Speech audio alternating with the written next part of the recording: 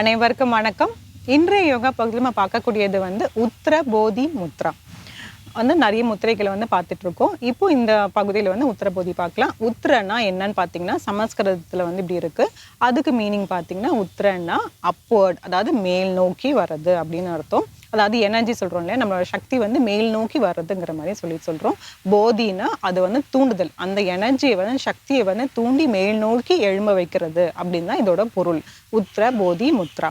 அது எப்படி பண்ணுறதுன்னு பார்க்கலாம். நீங்கள் எந்த ஆசனாவில் வேணாலும் நம்ம உட்காந்துக்கலாம். சுக்காசனா, அர்த்த பத்மாசனா, பத்மாசனா, வஜ்ராசனா இதில் வேணாலும் உட்காரலாம். இப்போ நான் வஜ்ராசனத்தில் உட்காந்துக்கிறேன். கால்கள் பொறுமையாக மேலுக்கு நீட்டிட்டு ஒவ்வொரு காலாக மடக்கிட்டு அது மேலே உட்காடுறேன். இப்போது எனக்கு இது இருக்கிறதுனால, எனக்கு இந்த மாதிரி பண்ணுறது பிடிக்கிறதுனால நான் இந்த வஜ்ராசனாவில் உட்காடுறேன். உங்களுக்கு இந்த மாதிரி வஜ்ராசனாவில் உட்கார முடியலனாலும் பரவாயில்ல, நீங்கள் பத்மாசனா மற்ற ஆசனாஸில் இதில் ஒன்றாலும் எனி மெடிடேட்டிவ் போஸில் நீங்கள் உட்காந்துக்கலாம். எனக்கு இது ரொம்ப கம்ஃபர்டபுளாக இருக்கிறதுனால நான் இப்படி உட்காந்துருக்கேன். இப்போ அதை எப்படி பண்ணுறதுன்னு பார்க்கலாம். அதாவது 2 கைகள் இருக்குல்ல, 2 கைகளுமே நல்லா இப்படி கோத்துக்கோங்க. நன்றாக இப்படி கோத்துட்டு அதுக்கப்புறம் நம்ம என்ன பண்ணுறோன்னா, ஆள் காட்டி விரல் இருக்குது பார்த்தீங்களா, அதில் 2த்தையும் இப்படி சேர்த்து வைக்க போகிறோம். 2 விரலுக்குமே அந்த கேப் இருக்கக்கூடாது, அதை பார்த்துக்கோங்க. அதே மாதிரி நம்மளோட இது பெருவிரலையும் இப்படி சேர்த்து வைக்க போகிறோம். வச்சுட்டு நல்லா 2த்துக்குமே, ஏதாவது இப்படி இருக்கக்கூடாதுன்னு சொல்கிறேன், டச் பண்ணிவிட்டு இது மட்டும் தள்ளி வைக்கக்கூடாது. நல்லா அப்படி ஒட்டி கைகள் உங்கள் உள்ளங்கைகள் நல்லா சேரணும். இந்த ஆள்காட்டி விரல் நல்லா அப்படியே சேரணும். சேர்த்து வச்சுட்டு இப்போ உங்களுக்கு தெரியறதுக்காக இப்படி காமிக்கிறேன். இந்த மாதிரி இருக்கணும், இந்த மாதிரி இருக்கணும். இப்போ அப்படியே நம்ம என்ன பண்ண போகிறோம்னா, இப்படி மேல் நோக்கி நம்ம இப்படி வைக்க போகிறோம். மார்பு பக்கத்தில் வைக்க போகிறோம். ஏன்னா நான் இதுக்கு பொருள் என்ன சொல்லியிருந்தோன்னா, மேல் நோக்கி இந்த சக்தியை மேல் நோக்கி எழுப்புறது தான் உத்திர போதி முத்ரா. அதே மாதிரி மேல் நோக்கி வைக்கிறது நம்ம இப்படி பார்க்க போகிறோம், வைக்க போகிறோம். இதிலே சில வினாடிகள் தளர்த்திக்கலாம். ஆழ்ந்த மூச்சு உள்ளே இழுத்து வெளியே விடலாம். நம்ம இந்த முத்திரையிலையும் கவனிக்க வேண்டியது கவனிக்க வேண்டியது என்னன்னு பார்த்தீங்கன்னா, நம்மளோட இதை இப்படி மேல் நோக்கி தான் நம்ம இப்படி வைக்கணும். அதை நீங்கள் இப்படி கீழ் நோக்கி இப்படி இதெல்லாம் வைக்கக்கூடாது. ஒரு சில முத்திரைகள் எப்படி வைக்கணுங்கிறது இருக்குது. சரிங்களா? இப்போ நம்ம இதோட பொருள் சொல்லணும், நம்ம சக்தியை மேல் நோக்கி எழுப்புறதுக்காக அப்படி வைக்கிறோம்னு சொல்லணும். அதே நீங்கள் இப்படி கீழ் நோக்கி இப்படி வச்சுட்டிங்கன்னா அது இன்னும் உங்களுக்கு டவுனாக தான் போகும். அதுக்காக நம்ம இப்படி வைக்க போகிறோம். சரிங்களா? இது கவனிக்கணும். நாள் காட்டி விரல் நல்ல மேல் நோக்கி வச்சுருக்க மாதிரி நீங்கள் பார்த்துக்கோங்க. இப்போது இது பண்ணுறதுனால என்ன பலன் அப்படின்னு பார்த்தோன்னா, அதுலேயே நம்ம உங்களுக்கு சொல்லியிருக்கோம், சக்தியை மேல் நோக்கி எழுப்புறது.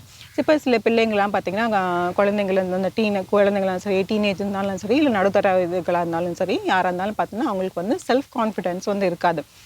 அது இன்ஃபீரியாரிட்டி காம்ப்ளெக்ஸ் இருக்கும். அதாவது அவங்கள தாழ்த்திக்கிற மாதிரி இருப்பாங்க. என்னால் இதை செய்ய முடியாது, எனக்கு இது பயமாக இருக்குது, என்னால் முடியாது அப்படிங்கிற மாதிரியே ஒரு நெகட்டிவ் இதோடு போயிடுவாங்க. அவங்கள மேல் நோக்கி அது வெளியில் வர மாட்டாங்க. அவங்கள ஒரு சின்ன வட்டத்துக்குள்ளேயே தான் இருப்பாங்க. அதை விட்டு அவங்க வெளியில் வராமல் என்னால் எதுவும் பண்ண முடியாதுன்னு சொல்லுவாங்க ஏதாவது ஒரு காரியத்தை. இப்போ பள்ளி பருவத்தில் பார்த்தீங்கன்னா, அதாவது போகிற செமினார் மாதிரி ஏதாவது ஒரு பாடம் எடு அப்படிங்கிற மாதிரி ஏதாவது கொஞ்சம் சொன்னால் கூட, இல்லை எனக்கு பயமாக இருக்குது, எல்லாத்துக்கும் எடுக்க முடியாது, என்னால் பண்ண முடியாது அப்படிங்கிற மாதிரி இருக்கும்.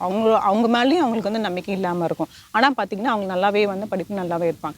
இந்த மாதிரி இருக்கிற கேரக்டரில் இருக்கிறவங்களுக்கு இருந்தாலும் சரி, இது பிள்ளைகளுக்கு எதுக்கு சொல்கிறேன். இதே நம்மளோட நடுத்தர வயதுகளில் இருக்கிறவங்களுக்கு சொல்கிறேன். அவங்களுக்கு ஒவ்வொரு வேலைகள் இருந்தாலும் சரி, அந்த வேறு மாதிரி இல்லை பிரச்சனைகள் எதாக இருந்தாலுமே சரி, கரெக்டாக ஹேண்டில் பண்ணுறதுக்கும் நம்மளுக்கு தெரியாது. கரெக்டாக அந்த ப்ராப்ளம் எப்படி சால்வ் பண்ணுறதுனாலும் தெரியாது.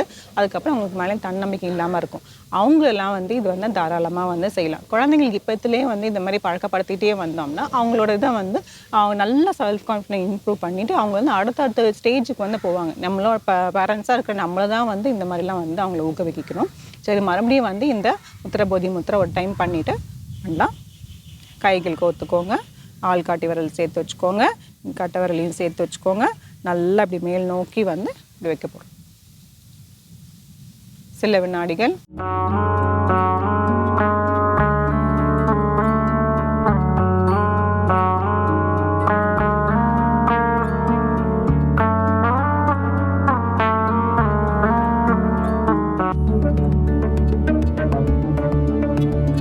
தளர்த்திக்கலாம்.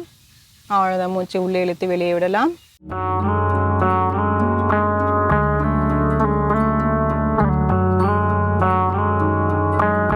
இது உங்களுக்கு எல்லாமே தன்னம்பிக்கை ஊக்குவிக்கும். அந்த ப்ராப்ளம் சால்விங்கை இது பண்ணி வைக்கும்.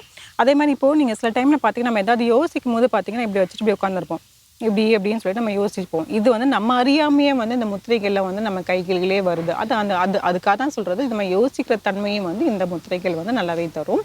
இந்த முத்திரைகளை வந்து முயற்சி செஞ்சு பாருங்கள். மீண்டும் அடுத்த பகுதியில் சந்திக்கலாம். நன்றி, வணக்கம்.